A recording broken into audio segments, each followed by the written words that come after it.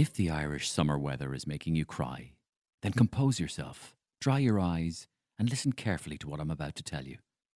There is a very special place that you can go, where you will be in the company of like-minded people, surrounded by the beauty of nature and relaxed by the gentle sound of people laughing their backsides off like deranged hyenas, because the Paddy Power Comedy Festival is back in the Ivy Gardens from the 24th to the 27th of July, and it promises to deliver up more crack than you can shake a stick at. It's a summer smorgasbord of tasty comedic talent, including some of Ireland's best-known gag masters like Tommy Tiernan, Deirdre O'Kane, Emma Doran, Neil Delamere, Young Hot Guys, Jason Byrne, and loads more. But please be aware, the festival contains over 90 comedy acts across 4 stages over 4 days. We're not sure if it's medically advisable to laugh quite so much for quite so long, but it's probably worth finding out. Always read the label. So if you're suffering from Irish summer weather blues, we can't guarantee you sun, but we can guarantee you a whole lot of punchlines, pints, pandemonium, prizes, and anything else beginning with P that you can possibly think of at the, Paddy Power Comedy Festival. Find out more and book your tickets to Crack Central at ppcomedyfestival.com. 18+gamblingcare.ie. Please gamble responsibly. Coming up on this episode of the Mario Rosenstock podcast. I was in to talk about rugby a bit like I am today, and he just took a look at me and said, Brent, there's something wrong with you. He knew me enough to know, and he just caught me at a moment where my kind of life's dirty little secrets had come out. Now, I've been treading the boards of going to see psychotherapists and psychologists for a number of years before that, but at that particular time, it was a low period in my life.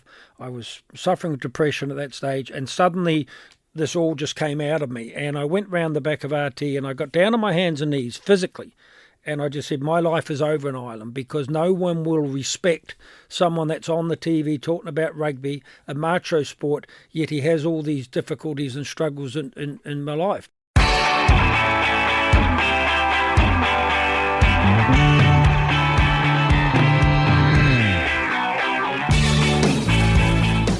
Having unexpectedly opened up to Ryan Tubridy on his RTE radio show, rugby legend Brent Pope was convinced that his time in Ireland had come to an end. But just a couple of hours later, Ryan phoned him to say that his interview had received a huge reaction from listeners, and men in particular from all over the country were sending in messages of support.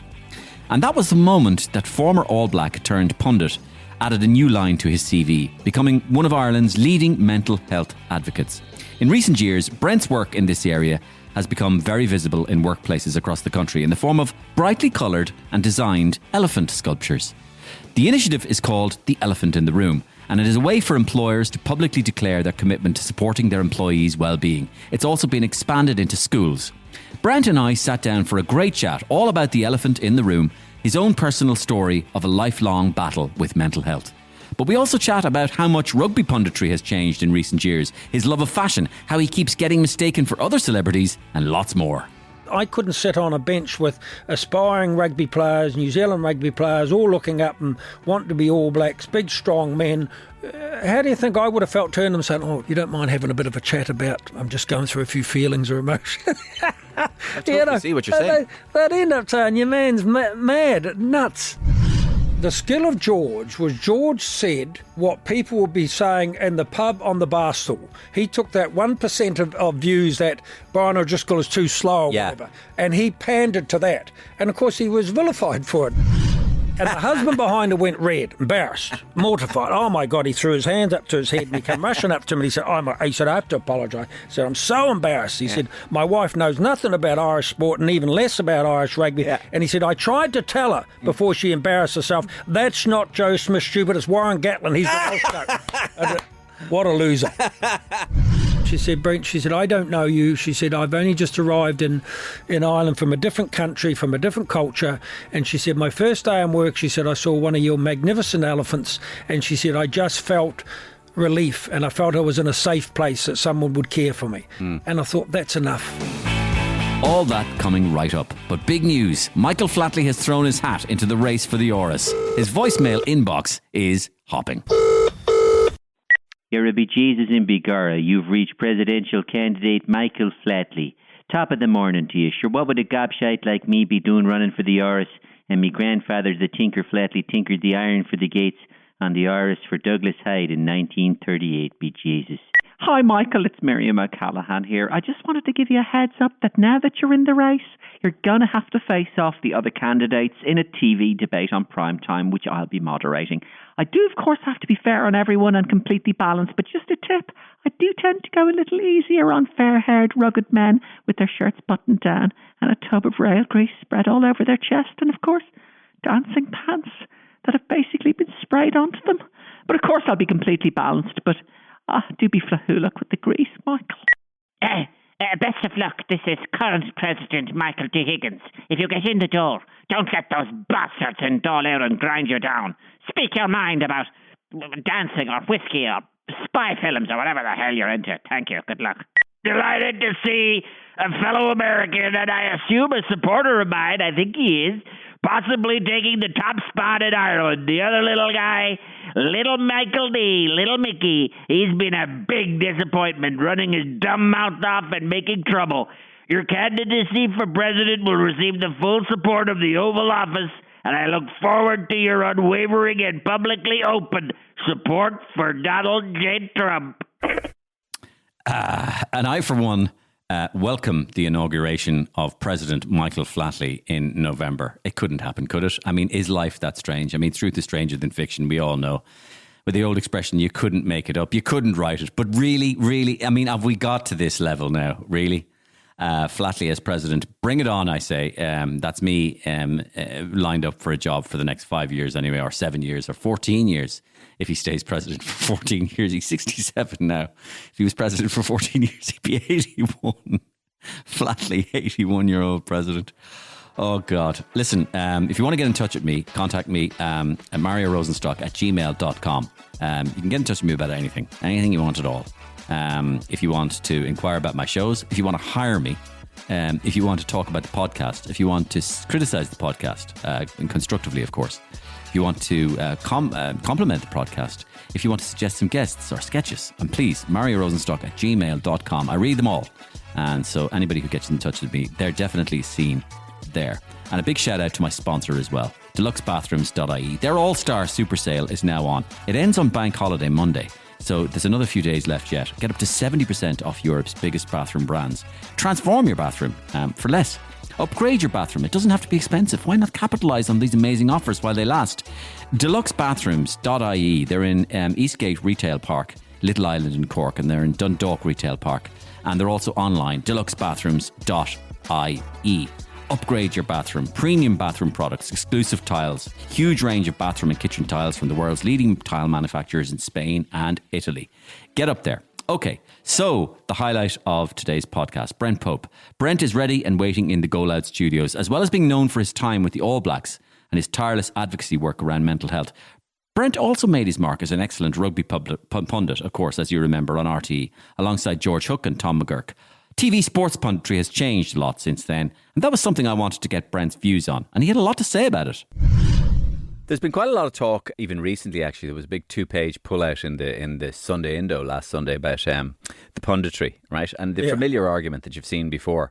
And it was with Declan McBennett from RTE. Yep. And he was, of course, asked the elephant in the room, which we'll get to in a minute, Brent. Yeah. And that was, of course, the absence of kind of colour and entertainment. Yeah. And I mean, for me as a sports lover, and for me as a person who writes sketches and performs comedy about sport and has watched sport all my life, and there was no question in my mind that we went through a golden era of punditry in Ireland. Yeah. So namely, you would have people, and I will expand on this. Dunphy, you would have Giles and Dunphy and Brady and Bill on the soccer. Yeah. Yourself and Hook and McGurk as the triumvirate on the football, on the rugby. And then like Brolly and Spillane and Colm O'Rourke on thing. But it actually went into other sports as well, because whenever RTE got a panel, they go, who's the colour? Yeah. And so Jerry Kiernan would be the athletics. And Jerry Kiernan was... And the basketball guy that... Yeah, but Jerry Kiernan, though, as a pundit, he's the guy that would say things, the elephant in the room. Yeah. No, he was great. Yeah, and... I mean, I'd like your opinion on the way it's gone or what happened. And you know what? You make a really good point, and I'll tell you why. Because I didn't grow up with either a GAA background or a soccer background. soccer as we called it in New Zealand, football. But those pundits drove me to those games, and we did the same for rugby. When I actually, George was late onto the panel for me. When I first came onto the panel, it was Bill O'Hurley, the late Mick Doyle, Tony Ward and myself was the original panel. George came on a few years later. Mick Quinn used to do it every so often. Mick sometimes used to come in, but that was the core of the panel in those days. Yeah. It was only when George actually came on board after the World Cup, I think in 1995. But George was the Dunphy figure and you were the Johnny Giles I was figure. good cop, bad cop. Yeah. But it worked because my belief was that when I worked for 4 different heads of sport, which was Fred Cogley, I think, Niall Cogley, Glenn, and Callan. Nugent. Yeah, Glenn Callan. Glenn Callan. You know, Glenn was a particular visionary, as was Niall. But my take on it was always the time was let's make it more like Australian or US TV where they had a bit of colour. Yeah. You know, if you even now watch Australian commentators, they're all, that was a decent bit of biff or whatever. Yeah. You know, they're less PC than you have to be now. And I think that's why it worked. I think because something that I think has become, I think they're pandering to the people, they should pander to the audience. And for most of the time when we work, and the audience weren't people that wanted to know a lot about the technical aspects of the game. And I think we've gone a bit overboard on that. You know, even listening to commentaries in the Lions matches and that, taking people that you're watching it would just say, we don't want to know whether it was a 3v1 or a 4v2 or the prop had his arm down. We want to know whether this guy's playing well, whether the coach should be dropped, whether the players should be dropped. Yeah. That's where the basis of the punditry come from the rugby point of view, because we grew an audience. I think the first audience when we first started out on the Six Nations, then Five Nations, was about 60,000 people would watch a match. I know. We grew that audience to well over 1 million that would watch, say, Ireland versus England. Yeah. But it was just because George would come out with the... Yeah, but here was the difference, Brent, right? I mean, nowadays, right, you have a guy with all these squiggles on the TV and he's going, right, now we see he's going into a V formation latch, right? The cuckoo panels are out the back door, right? You want the latcher on to the cuckoo and you're going, what is this latcher? What's the cuckoo? Most people don't know. They don't, but only rugby people know. You see, the skill of George was George said what people would be saying in the pub on the bar stool. He took that 1% of views that Brian O'Driscoll is too slow or whatever, and he pandered to that. And of course, he was vilified for it to a certain degree. Yeah. We used to have complaints every week. We used to hear of grandmothers throwing their coffee cups at the screen when George came on. But even better though, not only did he say what the person on the bar stool was saying, he would add extra colour. Like he would go, so they'd go, George, what did you think of that first half? Well, in 1921, I know. Michael Collins was driving across Braille-na-Blah. Now, there was a man with in his crosshairs. Now, why didn't he shoot? He didn't shoot then. He shot later. He waited. Why? Because he had him in his sights. And he had enough...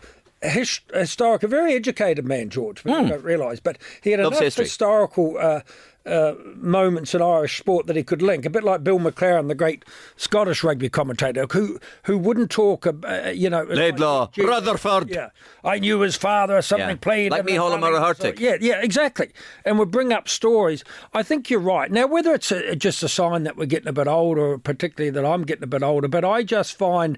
most of the punditry a bit bland. I just find that there isn't any colour in it. And who I always ask the question: who are the pundits pandering to? Are they pandering to the majority?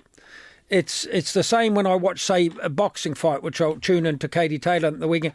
I just want to know how it's going. I think they are performing for the executives. Exactly. I mean, they're performing for the RTE executives. So the RTE executives have sent out an imprimatur, and that is, they've told the public have spoken to us, and the public have said they want data. The public don't want data. The public don't want data. But did anybody ever do any research on what the public want in their punditry?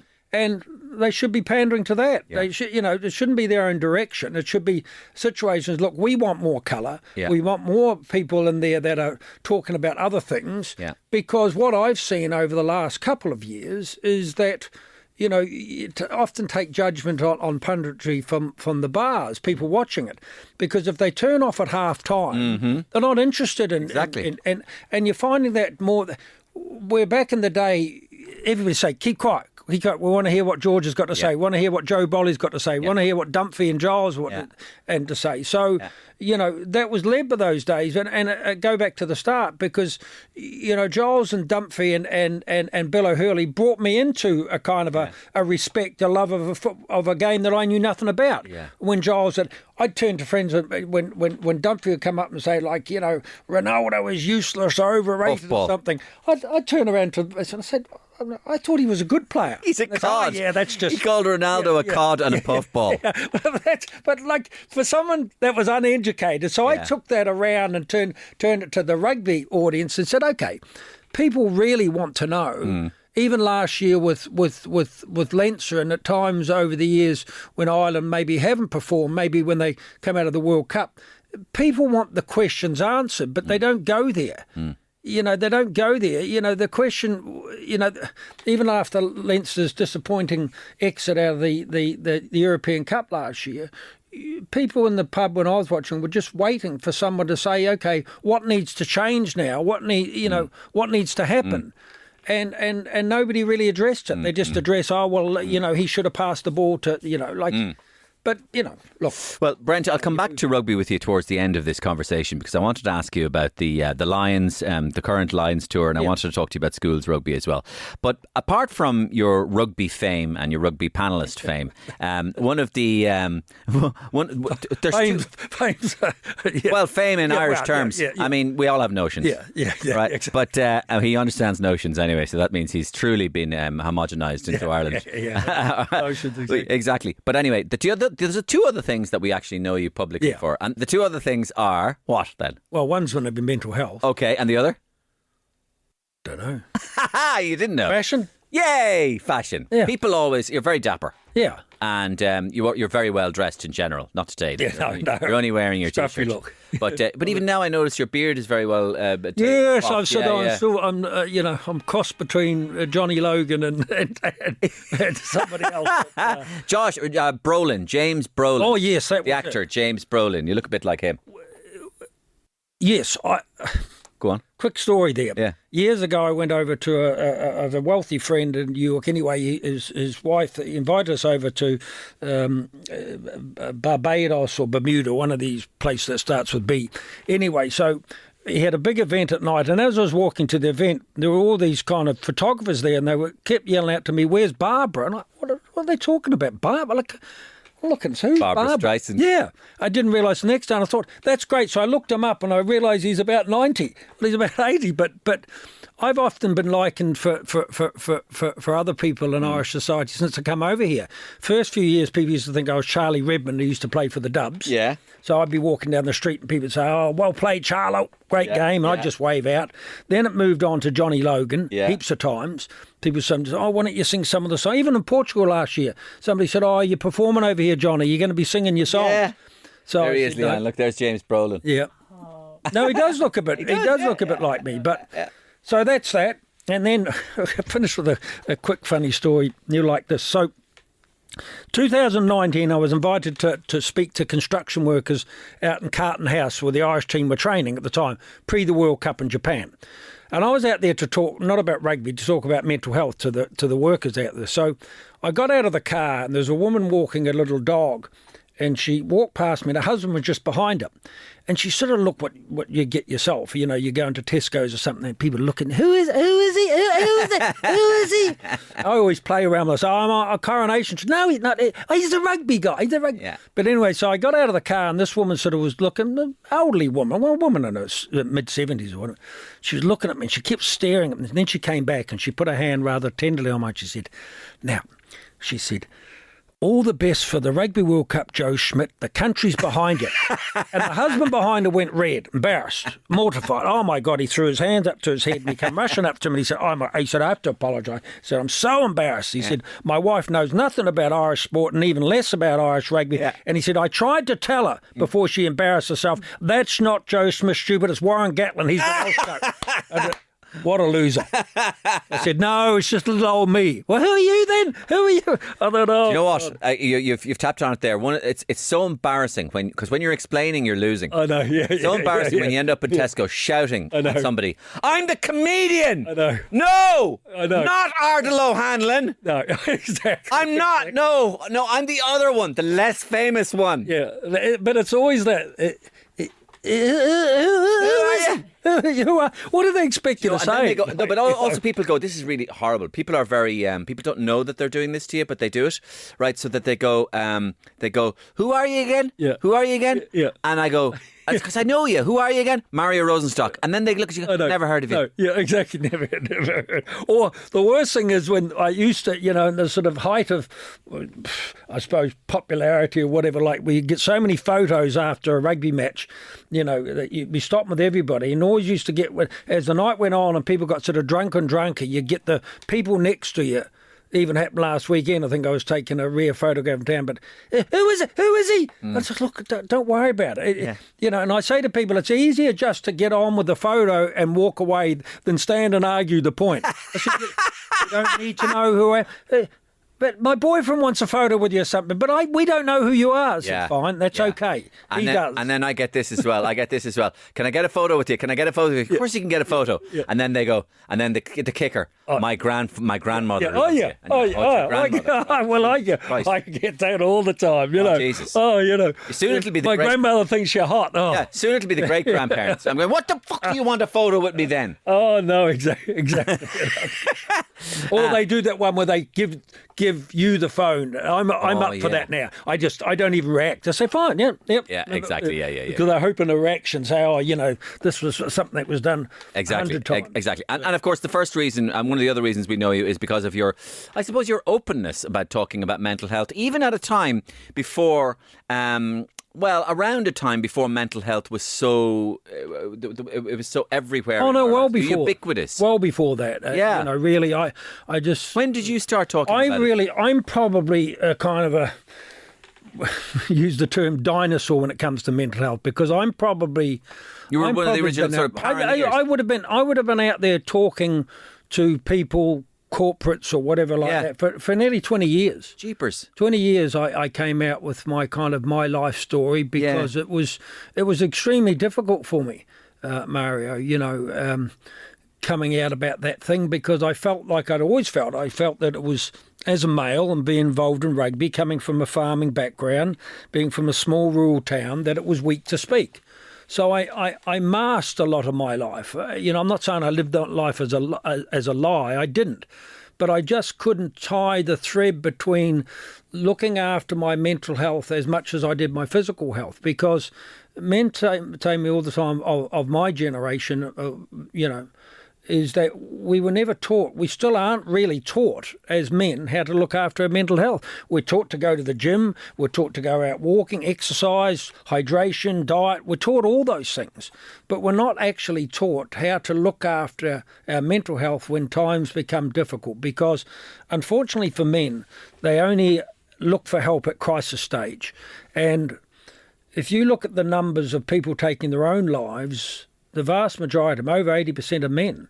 So what are we doing that women are doing is we're not talking about it. We're not prepared to show that our vulnerable side because we still feel that we'll be judged by other men and they will think we're weak. And that took a lot of work for me to be able to get over that barrier. I remember going out to the back of RT Studios one time, putting my hands on the head. You'll know what this would mean being in sort of, being known for being a macho type of guy.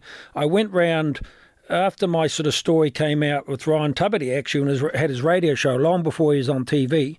I was in to talk about rugby a bit like I am today, and he just took a look at me and said, Brent, there's something wrong with you. He knew me enough to know, and he just caught me at a moment where my kind of life's dirty little secrets had come out. Now, I've been treading the boards of going to see psychotherapists and psychologists for a number of years before that, but at that particular time, it was a low period in my life.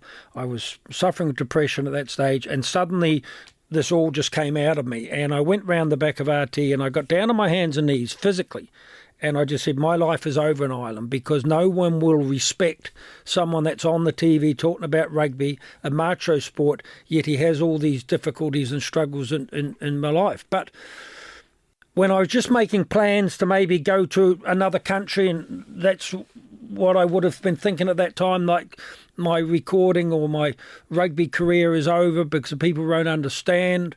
Ryan rang me back about, I was in Tesco's actually, he rang me back about an hour later and he said, Brent, he said, we've never seen anything like it in the studio because men are coming on from all over the country saying, I am Brent and Brent is me, that I'm going through this as well. And they were just so overwhelmed by, I don't call it bravery. I don't want to be seen as being brave or courageous. I just want to be able to say, hey, I got through this and maybe you can too if you just talk to somebody. That was the message and that remains the message. But it was a hard thing to do because I did have to suffer the judgment.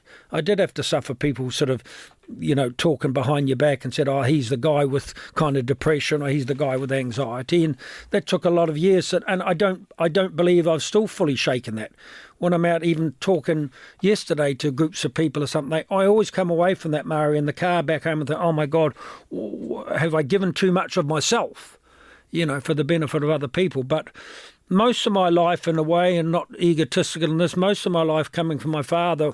My father was a very kind man, and I'd like to think I'm the same. So most of my life in some way has been about finding purpose and giving back. And this is the best way that I can think of, is giving back to people that are struggling just like me. I don't want people to have had the life I've had. And people can look and say, oh, well, weren't you on the TV? Didn't you, haven't you had a good upbringing? Yes, I did, but it still didn't stop me going to some pretty dark places at times that I didn't know whether I could fight my way back from those places. Well, that is an extraordinary rendition of that story, Brent. Well told.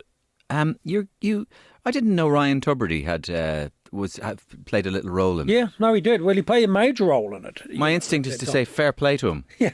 No, but it was just... Would I be right, though? I mean, he got involved. First of all, he noticed it, and second of all, he rang you back. He noticed. That wouldn't have been hard to notice because I'd gone to New York for that summer to try to get away from things, thinking it would be good for my mental health, and it was the worst thing that I did, actually. Going to New York? Yes. Not because I didn't love New York, but just because I found it so lonely over there. One of my traits to knowing something is gone over the kind of the mountain, if you put it that, is that I ostracize myself. I end up thinking I'm a burden to people, friends and family even, and I back away. So that's one of the signals to me when I'm starting to trigger or slide. I just say, look, Brent, that's a major signal to me, and that's what happened. So I came back from New York. I knew I had to get back to see the therapists and that I was seeing over here who were good for me. And so I got on the plane. It just so happened that somebody came on the same day and had seen me at the airport and said, look, will you come on and talk about the upcoming rugby season on Ryan's show this morning? So under contract from RTE, I thought, well, even though I didn't feel like particularly going on talking about rugby, I thought, well, I better do it. It's just that when, like, I'm sitting with you now, he just kind of looked into my eyes and saw. Were you something disengaged sad. During the interview? I don't even think we got into much about the rugby. He just said, "Are you okay?" or something. Right. Just that question. He said afterwards. He said, "Look, I might have said it on air. Look, I've known you, through the sort of corridors of RT, Brent." He said, "There's just something. Yeah. There's just something, and you can see it in people. Yeah. You can mask all your life. And I always spent most of my life being the class clown, or the team joker, or the person that on the outside would be least affected, because that's what you want people to think. So I had people coming to me for years with their own issues, with relationships or with, rugby or sport or missing out and all that. And I just thought at one stage, you're a bit of an imposter, Brent. Even when I missed out on the World Cup in 1987, it devastated me.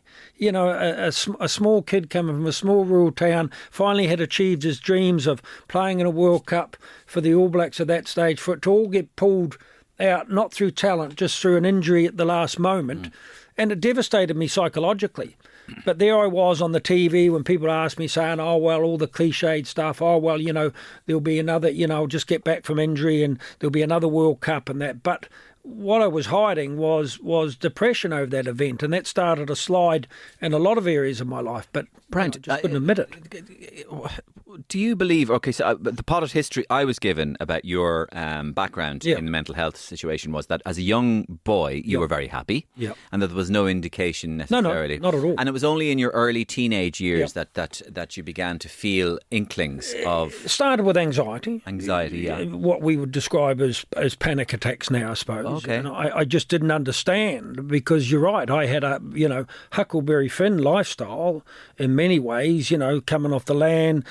Plenty of friends, good at sport, popular at school, all those things. And I just went through a period of my kind of, for instance, I found a book that actually makes me sad now. I found a book that I won't tell you what's inscribed in the back of it because it's very private and it'll be private for the rest of my life. But the book wasn't anything to do with rugby, and I bought it when I was about 14 or 15. The book was entitled When Will I Ever Be Happy?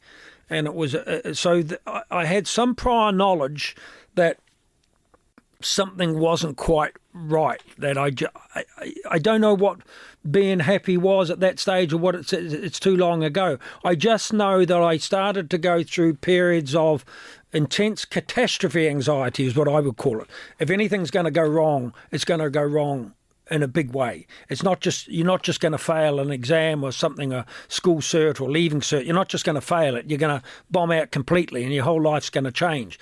If you asked a girl to out on a date or something, she was not only going to say no, she was going to, ridicule all. Yeah. So whether it was, so there was a kind of a fear of humiliation, there was a fear of failure. Yeah. In anything you did. I don't mean a failure about an event or something, but it was just I was going to fail at everything I set out to do. And yet on the other side of things, the whole kind of, I suppose, the other thing that people don't understand was on the outside looking in, I was achieving everything. I went to university on a scholarship. I got a scholarship a year before I ended school, being in the top percentile of exams in New Zealand. And, played for a lot of, sporting career was going well. Socially I was going well. I just had these periods that became more frequent. That because if you have anxiety for a long period of time, people always ask me about anxiety because you get everybody saying that they suffer from anxiety, and that's fine. That's fine. It's when it becomes generalised. Like there was some days I just wake up and I'm anxious. I don't know why. There's been no trigger. There's been no event coming up. I just feel anxious, and that's what I couldn't understand. So over the years, through my teenage years, then those anxiety issues become more of a problem. And then you started to feel kind of lost, and that's when the kind of depression started probably creeping. Yeah, so you separate anxiety from depression. Yes, although they are, I call them the dirty little cousins of each other. Yeah. Because if you suffer from anxiety for a protracted period of time, I'm not talking about an event or something coming up. That's just natural to be nervous, or anxious about going in and doing your driving test or entering a new relationship, anything. That's natural, and use it in that way. It's a fight or flight response, actually. But I'm just talking about generalised anxiety that then becomes difficult to manage on a sort of a chronic basis. Yeah. And then it rolls over to kind of, when am I ever going to feel okay or normal again? And am I living a lie? Am I an imposter here? Because there was no one I could talk to. Yeah. You see, that was the difference. That's what I'm trying to get the message out now. In your 20s, you described that you had a full-on emotional breakdown. Yeah. Can you describe to me what that is? Oh, man, scary. Yeah. Really scary. Rugby was the one thing that I held on to in a sense, because that was the thing at that stage that gave me the enjoyment. I was good at something. I was really good at something, and I've always been sort of front and centre in the media too from an early age. Like when you play rugby in New Zealand at that level, your face would be in the newspaper every weekend. It was that sort of. I've always had that life. I've always had that life, and I suppose that came with a bit of judgment of who I should be, or, you know, I always like to think I was a bit different. I always like to think I broke down the stereotype of what a New Zealand rugby player should be like, including writing children's book. I think I was the first rugby player in the world to write a series of books for children that weren't anything to do with sport. Because I just wanted to say, hey, this is the softer side of Brent Pope, the aggressive side, the hard man image or something like that. Everybody could see that. What they couldn't see was somebody that was struggling with the emotional or the feeling side of his personality.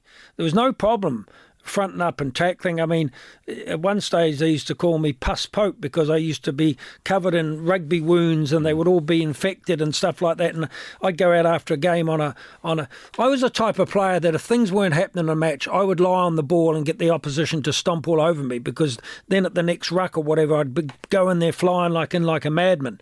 That's how I kept myself motivated. Rage. Yeah.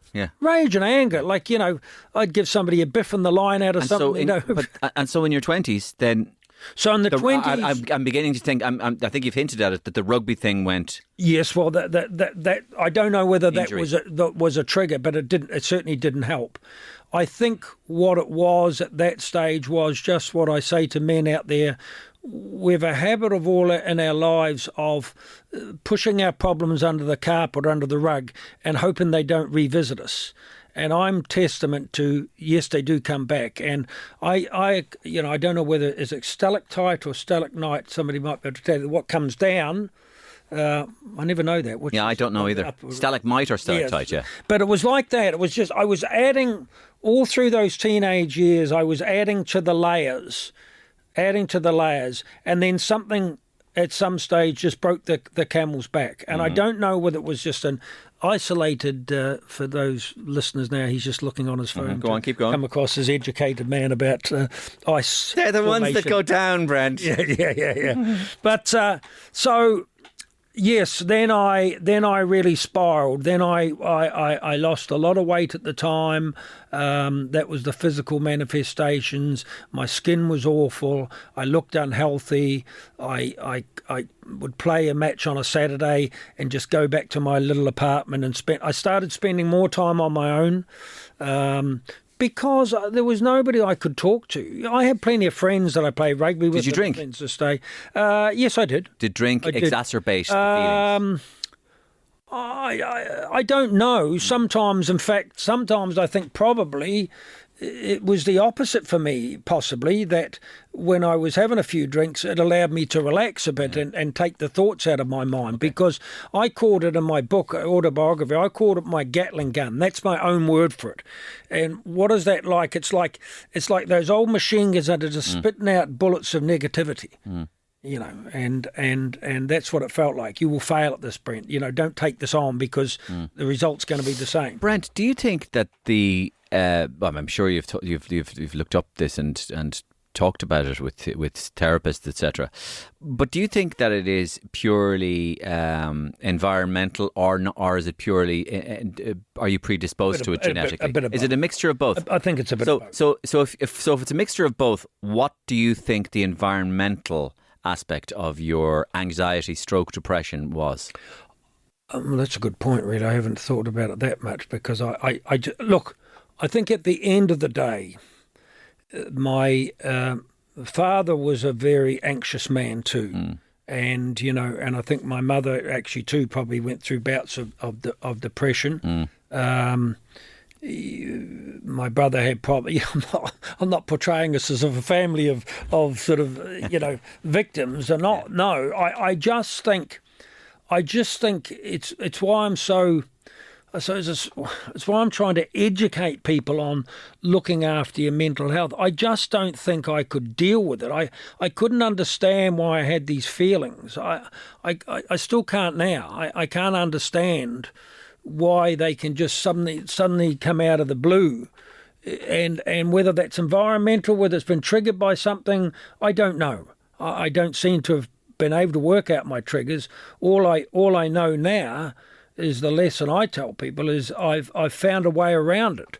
And that's the important thing for people to know, that there is a way around it. What are the? If you had two things to say to people, what are the principal ways around it? The first thing is why the elephant in the room was created. The first thing I'm saying to people is, look, everything good in mental health starts with a conversation. Everything good. Otherwise, it's like asking somebody that's to go to the 12-step alcohol problem if they're not first ready to admit they've got a drink problem. And when you say a conversation, you mean a conversation with a professional? No, not necessarily. No, okay. it doesn't. A loved one? Somebody, and especially for men, because that is what men fear the most. Yeah. And I know it's in our DNA. Because if you track back, and I have studied psychology and to a reasonably high level, I am a qualified psychotherapist. So some of the elements of our DNA as men is an inability to think that a man that's coming in to the pride or into the cave is threatening. Yeah. That's the way we see it. Women see it a different way. They see it as being nurturing. They have a nurturing nature that when something happens in their life, they bring in groups of people, they talk to friends, yes. they have groups, they have wine clubs or book clubs. Yes. They make an effort. So you're saying, let me get this straight. So you're saying that because men in their DNA and in their kind of almost primordial, a kind of primordial makeup, they have it in their makeup that if another man was to come into my cave and want to talk to me, he's threatening, right? Yeah. So why would I talk to another man? Because that other man will perceive me as threatening. Or perceive you as weaker. Yeah. Like when a male lion comes in to try to take over another pride, suddenly there's a fight between the two. Who's the most dominant? Yeah, well, the lion doesn't come in and kind of go, listen, male lion, let's have a chat. I'm having a little bit of I'm having a down day with my mane. It's been a few weeks since I did a killing, right? And I'm not sure if I'm even cut out for kills at the moment. Is there any way we could talk through it? But nature is like that. And I'm just watching these things on Netflix. I find nature fascinating. But all animals have a language of dominance. Yes. Even looking at those shark chasers and that, they have a language of especially when it comes territoriality to and dominance. Yeah, of dominance. So who is the dominant male in the group? Trump. And that's sorry, I shouldn't have said that. I have a rule. Well, we have to go. We have to get Trump into every single episode of the podcast. But it's the same as, those things you were showing on YouTube, how to handshake if you want to be dominant. You come in from the sort of top down. Pulls the guy in, throws him around the place like a rag doll. Grab the end of the fingers. That's a loser. When you get that, miss the grip. Oh, Jesus, But no, so that's where it stems from. So I get it because I was the same. I couldn't sit on a bench with aspiring rugby players, New Zealand rugby players, all looking up and want to be All Blacks, big strong men. How do you think I would have felt turning them saying, you don't mind having a bit of a chat about, I'm just going through a few feelings or emotions.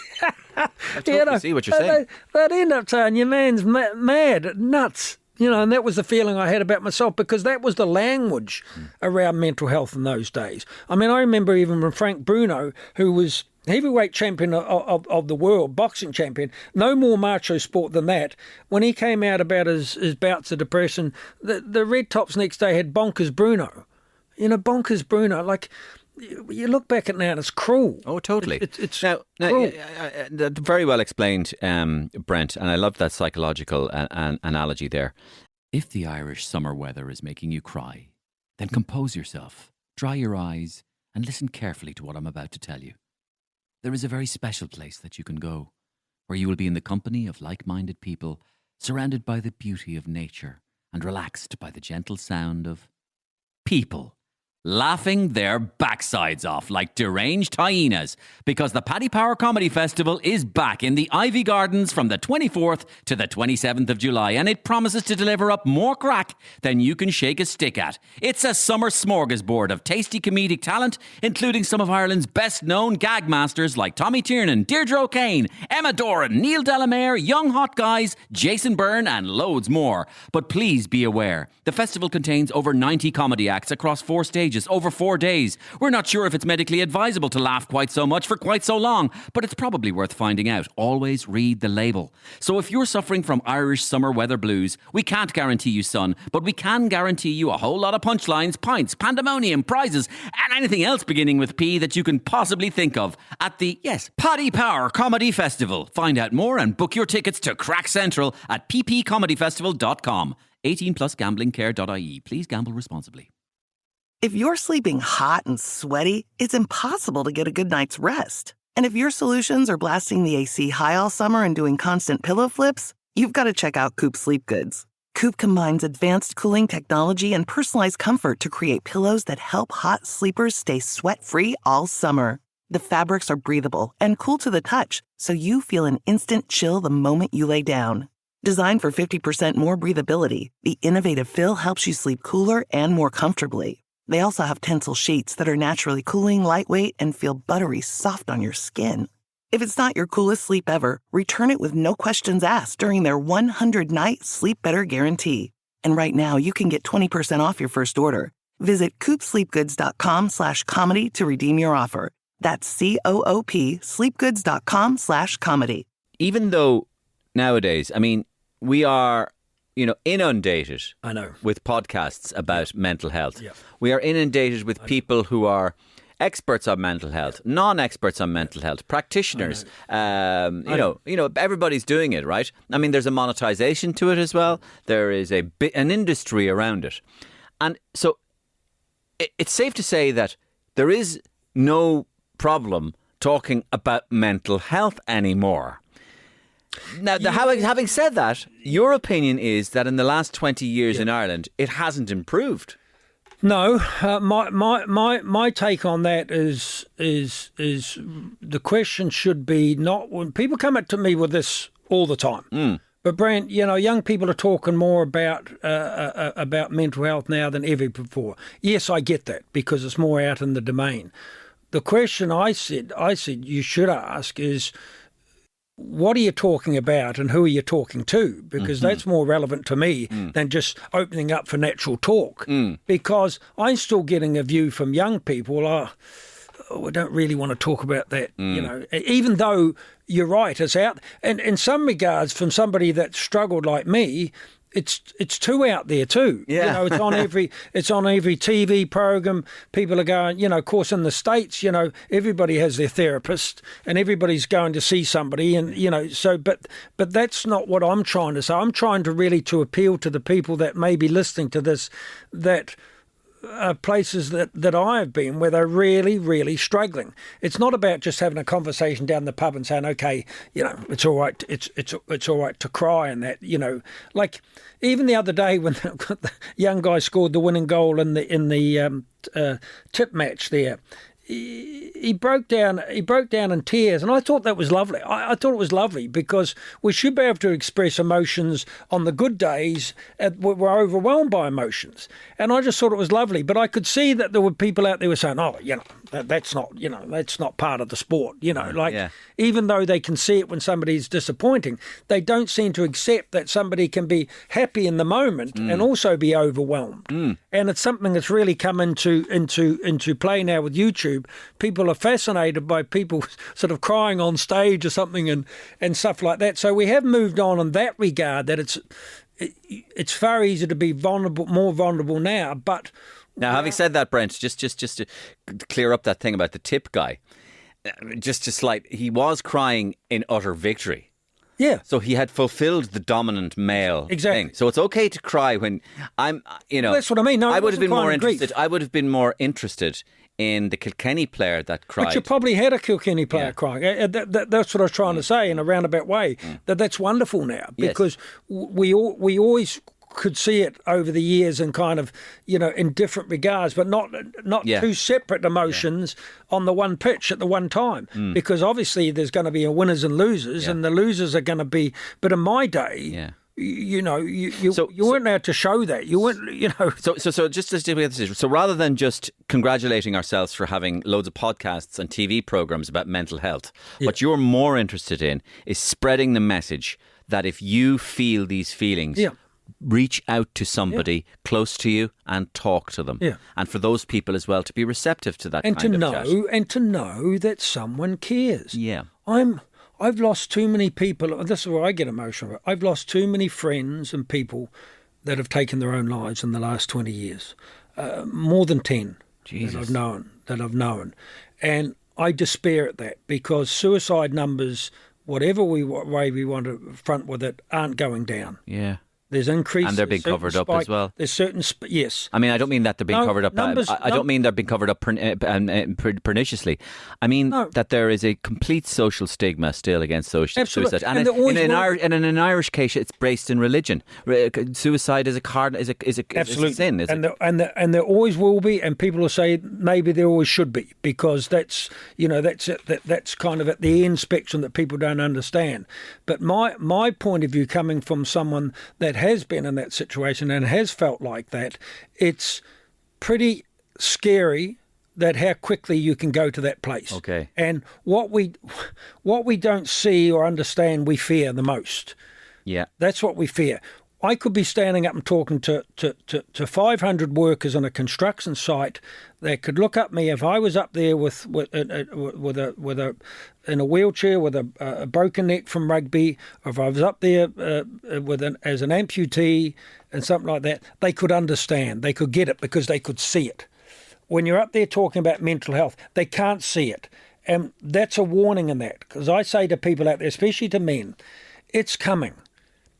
And they look at me like that and say, what's he talking about? And I said, it's coming, because at some stage in your life, nobody avoids having their mental health in a traumatic situation. You could go home this afternoon, you could lose somebody in your life.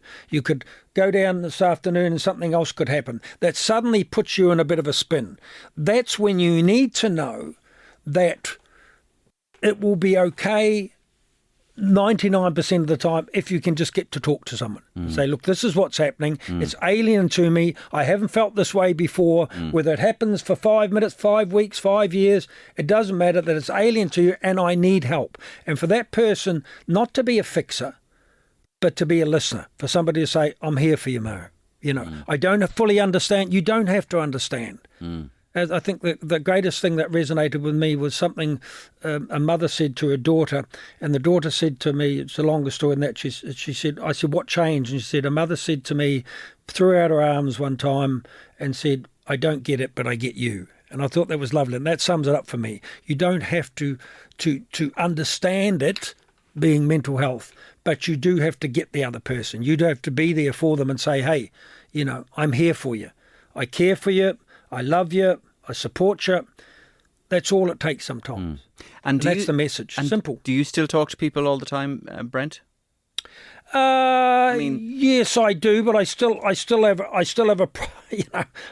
a problem doing that, to a certain degree. But yes, I have learned to get better. I do have certain friends that I can go to, that I have on my sort of speed dial, that I know that won't try to tell me, go for a walk in the park or meet up with a few friends for pints and what. I've been told all these things all my life, Oh, well, this works for me, Brent. Get back to the gym. I was even told it when in the sort of peak of my sporting career, when I looked for help and to go and talk to someone, that's all I was given. It was always reverted back to the physical. And that's the thing that scares me the most. And you can talk about change, but here's a stat for you that I don't understand. When you're talking about business, for instance, if we know that the biggest costs in the business world is job retention, lack of productivity while you're working, and also time off work. That's the three biggest cost areas. The reasons for those three, the biggest reason for those three, is anxiety and depression. Yeah. And yet the lowest cost, the lowest spend budget is on mental health. Yeah. I don't get it. What am I missing here? Because I get companies come back to me and say, oh, well, I said, what have you done for mental health last year? Oh, well, Brent, we put a new gym in, fabulous new gym, exercise, gym membership. I said, but that's not mental health. What do you mean? It's all about well-being, but it's not about mental health. It's about spending as much time educating your people on what it means to be in a psychologically safe and vulnerable space that you can be in. That's the most important thing. And this gets us. This is the best time to go to this because the brainchild of you was these beautiful sculptures, these beautiful elephants, colourful elephants. You can put them in any workplace, any place, your home, school, sporting. No, they're going every. Tell me about the elephants. Who came up with the idea of the elephants? Why the elephants, and where are they? Well, why the elephants is pretty easy when we think about it, because if I, in conversation to you 10 years ago in Western society, if I said something was the elephant in the room, that would signal to you, shut that conversation down, right? If you came to me and you talked about missing out on, say, a rugby team, I said, Maro, that's the elephant in the room, mate. Something so obvious we should be talking about, but something we're not talking about. Yeah. So that's where the idea was born. And I went to, you probably saw those cows years ago around. Okay. Yeah. The guy that created that was an Irish guy. Well, he didn't create it. It's not his idea, but he brought the cows in for a start. So I saw these cats down, I was doing a mental health talk in Kilkenny, and I come out of the hotel and there was a wonderful big sculptured cat, all painted. I said, I love it because I love art. An art gallery for a couple of years. That's another day's conversation because I champion art from art uncooked by culture. People doing art from the streets or, prison art, all that. I'm fascinated. But very good. But so I went back to the manager and I said, where did you get those made? I didn't know where to start. I know I wanted an animal, and I know I wanted to relate it to mental health because we're told all the time taking things out of your head and putting them down on paper, or being creative is good for your mental health. We all know that. Painting, hobby is all good for your mental health. And he put me onto this guy, Owen Byrne, I think did a bit of stuff in RT at one stage. So we went back and forward, myself and Owen. Took us about 6 months or a year, and then we just came up with the elephant in the room, because I think I was mentioning somebody had said that was the elephant in the room. I think it was a construction guy said the elephant in the room for him was he couldn't tell other people on site that he didn't like drinking. And he said, that's the elephant in the room for me, Brent. He said, because I come from a culture, Eastern European guy, come from a culture, he said, where, it seemed to be manly to have a few beers after the site. And let alone if you work in construction, you're 6 or 7 times more likely to take your own life if you work in those sort of male-dominated, 6 or 7 times about it. So I'm all about talking to construction workers, the guards, prison officers, these pharmaceutical engineering industries. And so that when it was born, so then we had the idea of, look, we'll bring these sculptures in, we'll tout around to the corporates or something, get them branded up, and they come on a little plinth, and on the front of the plinth there's a plaque, and the plaque says, while you're working at Deloitte's or whatever like that, you are in a place where it is encouraged to have conversation around mental health, or words to that effect. They can put on the plaque whatever they want. They name their elephant, they're branded up with what it means to that. The metrics have been incredible. Yeah? Metrics have been incredible. We've got teachers back from some of the schools in sort of what would be deemed as lower socio-economic groups. For the first time ever, they've got kids coming up, pupils coming up and writing what their problems are and struggles on the side of an elephant, either on a postage or in place. And some of these stories from these children are harrowing. They're putting up, dealing with problems at home, being bullied, social media, all these problems. And it's allowed the counsellors or the teachers to get to those pupils before it's too late. And we're seeing the same. I get emails every day, Maro, about how the elephant is working. I got a lovely email about a month ago from a young Indian girl that took a job out by the airport in a company that had an elephant. She just took the time to write me an email, and she said, Brent, she said, I don't know you. She said, I've only just arrived in Ireland from a different country, from a different culture. And she said, my first day on work, she said, I saw one of your magnificent elephants. And she said, I just felt relief, and I felt I was in a safe place that someone would care for me. And I thought, that's enough. Yeah. That's enough. If that's all I do, if I affect one person's life, I'm not egotistical about this. If I change one person's life, if one person gets something out of listening to me talking, then it's all worth it. Now, I know that's a cliche that's often said, but it is to me. If I get a man coming up to me and putting out his hand, what happened last weekend, just saying, Brent, you saved my life. And I thought that if ever I got a chance to thank you, I would. And I just said, Thank you very much. It's wonderful. And that's beautiful. And come here. So the elephant in the room, the elephant in the workplace, the elephant in the place. That is a kind of, if you like, a signal then. A signal to people. This place is a place where it is welcome for you to Exactly. Yeah. What are they? What specifically are they saying? Is it saying that this environment is a place where you can talk to other people? It gives the two main things I hope it achieves is, one, it gives people permission that it's okay in this company to speak about things, that it's okay, that you won't be judged. Yeah. Because companies come back to me all the time and say, we've got these wonderful websites around mental health. We've spent hundreds of thousands on this website. And I said, who's using it? Well, that's the problem, Brent. And I said, I tell you why they're not using it, because they feel at some step of the way, somebody's looking over someone's shoulder and saying, okay, well, we're not going to give that guy a job or her a promotion because she's got problems with anxiety or something. So they feel judged. So I'm just there to say, A, it gives hope, that there's hope of recovery, whatever you're going through.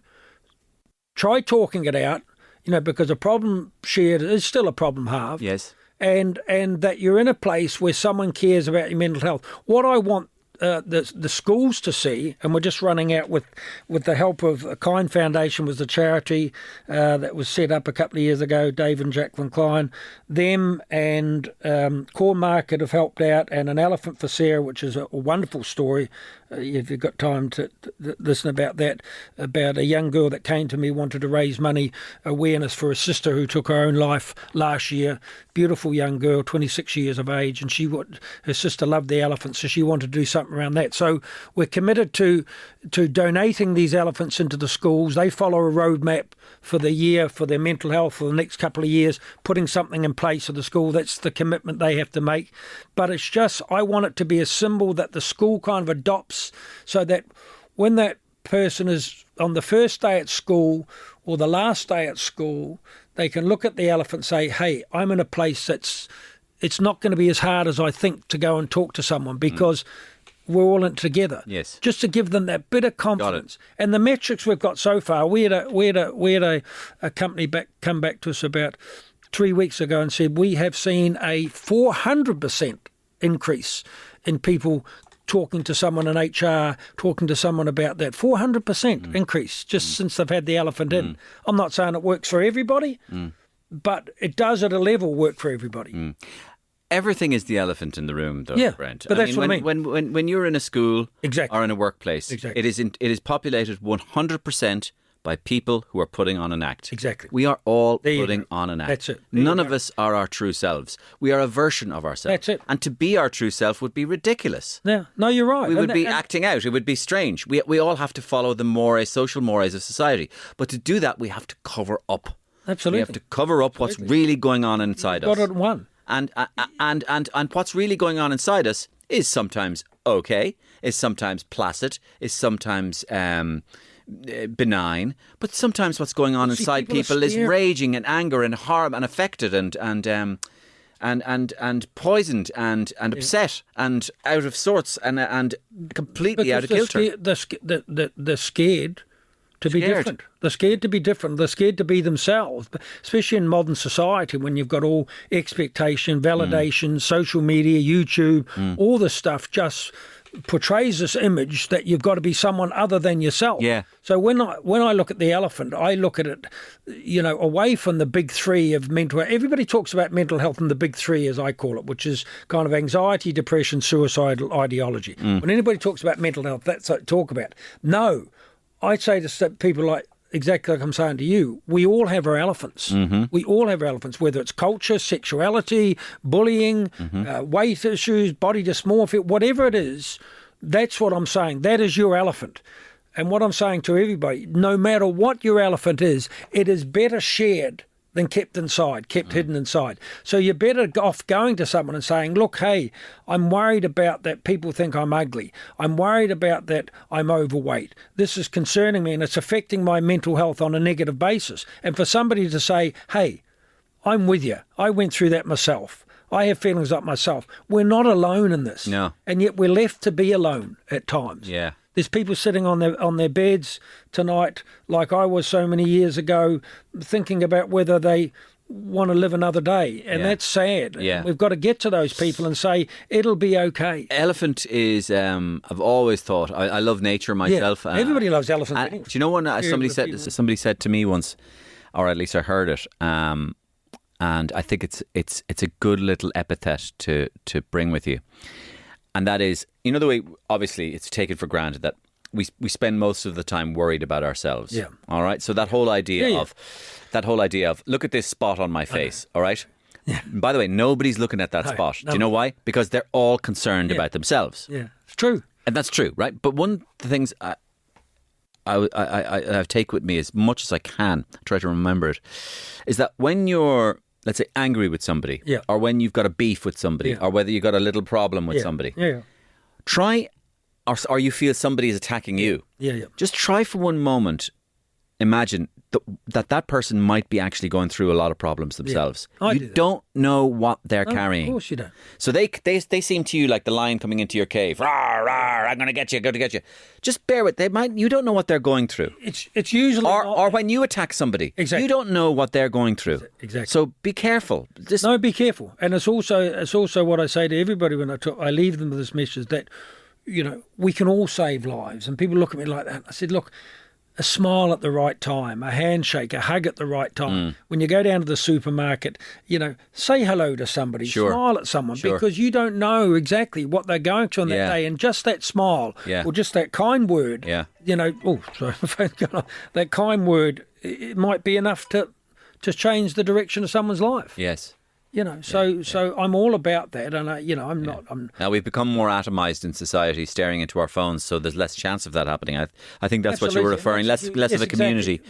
We're less a community and more head buried. Away from community. How can you say hello to somebody in the supermarket when your head is buried? And you know what? The good thing about COVID was we started to go backwards to go forwards for a while. Like people were calling into neighbours. People were seeing if an elderly neighbour wanted somebody to do shopping. People were getting out and mowing lawns and that, and you know, even to go out and celebrate somebody's life when they came round the road in the hearse or something that you wouldn't have done before. Yeah. Then suddenly when COVID finished, everybody went back to their, what I'd call sort of busy lives, you know, doing what at the end of the day, you know. You know, your purpose is found in giving back, and I'm not standing up on a soapbox here saying I'm, you know, Saint Brent or anything like that, but most of my life has been about doing something for the good of community, country, or other people. Thank God you didn't call the charity King of the Jungle. It's a mental health. I have a new mental health. It's called King of the Jungle. It's kill or be killed. It's all about me, mate. It's all about boasting about your mental health. Right? My mental health is going to kill yours. Exactly. Oh God. Yeah. Brent, thank you so much. You speak about it so eloquently, and you love it. It's clear. Your body language. Well, I'm passionate about it. Of course you are. And I love the stories about elephants as well. And elephantintheroom.ie. Yeah, .ie, and if you want to join the movement, we'd love to have you in any way, shape or form, you know. Yeah, that'd be great. Brilliant. Thank you, Brent. And my thanks again to Brent Pope for a fascinating insight into his life. And I love the Elephant in the Room initiative, and I've actually suggested it to our employers here in Today FM and Bauer Media as well. And my thanks to you, of course. Please, if you like the podcast, tell one other person about the podcast. And my thanks, of course, to our great sponsor, deluxebathrooms.ie. Their All-Star Super August sale now on. Ends on Bank Holiday August Monday. Get down there. And my thanks, of course, to you, the listener, as always. See you same time, same place next week. Bye-bye. If the Irish summer weather is making you cry, then compose yourself, dry your eyes, and listen carefully to what I'm about to tell you.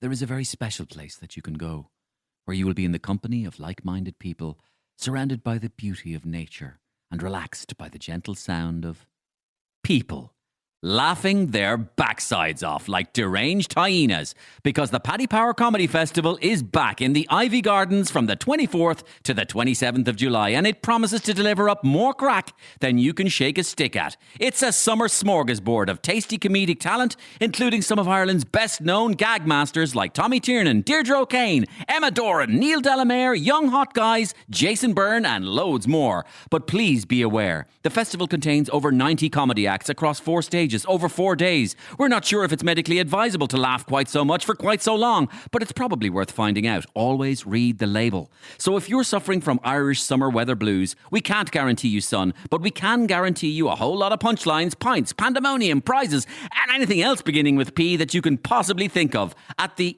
Paddy Power Comedy Festival. Find out more and book your tickets to Crack Central at ppcomedyfestival.com. 18 plus gamblingcare.ie. Please gamble responsibly.